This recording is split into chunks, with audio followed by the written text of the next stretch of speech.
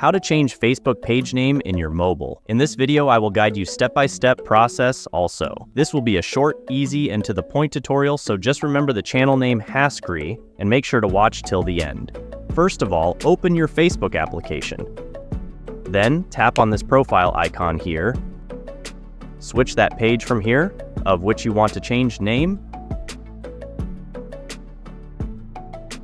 Then again, go there, scroll down, and tap here on Settings and Privacy. Then tap on Settings. Normally there will be not showing any option to change the name, but we are ultra smart, so we will search it. Tap here on Name, change your page name, and press on Review Changes.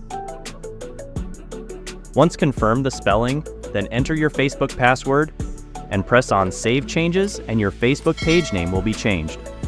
If you found this video helpful, make sure to leave a like and subscribe to our channel. Thanks for watching.